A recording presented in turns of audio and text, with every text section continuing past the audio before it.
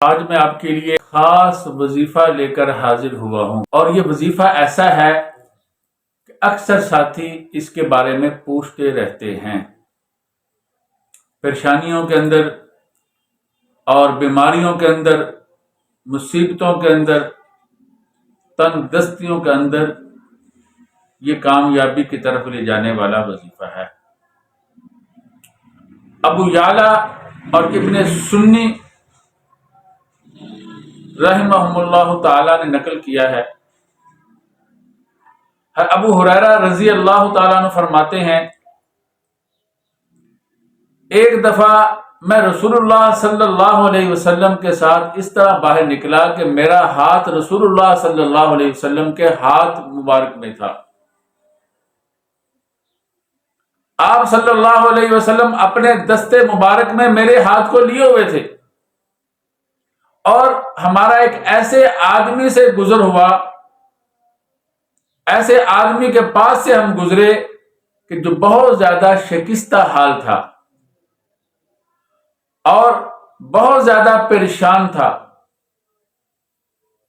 آپ صلی اللہ علیہ وسلم نے اس سے پوچھا کہ تمہاری یہ حالت کیسے ہو گئی؟ اس نے کہا، اللہ کے رسول صلی اللہ علیہ وسلم، میری یہ حالت بیماری نے اور تنگ دستی نے کر دی۔ آپ صلی اللہ علیہ وسلم نے فرمایا، میں تجھے چند کلمات سکھاتا ہوں، اللہ رب العزت ان کلمات کی برکت سے یہ تمہاری حالت ختم فرما دیں گے، تمہیں آسانیاں اللہ رب العزت عطا فرمائیں گے۔ وہ کلمات کیا ہیں؟ سورہ بنی اسرائیل کی آیت ہے، اور کچھ علیحدہ سے بھی ایک کلمہ ہے، وہ ساتھ ملا کر پڑھنا ہے۔ توکلت علی الحی الذی لا یموت، یہ علیحدہ ہے۔ آگے آیت ہے سورہ بنی اسرائیل کی، الحمدللہ الذی لم یتخذ ولدا ولم یکن لہ شریک فی الملک ولم یکن لہ ولی من الذل وکبرہ تکبیرا۔ یہ کلمات ہیں،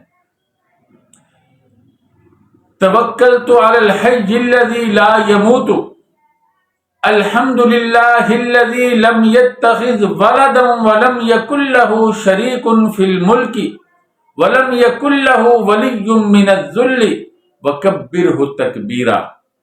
ابو ہریرہ رضی اللہ تعالیٰ عنہ فرماتے ہیں، کچھ عرصے کے بعد نبی اکرم صلی اللہ علیہ وسلم دوبارہ وہاں سے تشریف لے گئے۔ اس آدمی سے ملاقات ہوئی تو وہ بڑا خوشحال تھا۔ رسول اللہ صلی اللہ علیہ وسلم نے جو خوشی کا اظہار فرمایا، اس نے کہا، اللہ کے رسول صلی اللہ علیہ وسلم، جب سے آپ نے مجھے وہ کلمات تلقین فرمائے ہیں، میں اسی وقت سے انہیں پڑھتا ہوں۔ آج اللہ رب العزت وہ تنگ دستی بھی لے گئے، بیماری بھی ختم فرما دی، اور اللہ تعالیٰ نے مجھے خوشحالی عطا فرما دی۔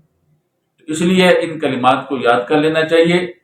ایسے حالات میں ان کلمات کو کثرت سے پڑھنا چاہیے، بالخصوص جو قبولیت کے اوقات ہوتے ہیں، تہجد کا وقت ہے، نمازوں کے بعد کا وقت ہے، اسی طرح جب خطیب خطبہ دیتا ہے اور درمیان میں بیٹھتا ہے وہ وقت ہے، اور اذانوں کا وقت ہے، بہت سے اوقات ہیں۔ ان اوقات میں بالخصوص اس کو پڑھنا چاہیے۔ انشاءاللہ اللہ رب العزت ہمارے حالات بھی ان کلمات کی برکت سے بہتر فرما دیں گے۔ وآخر دعوانا ان الحمد للہ رب العالمین۔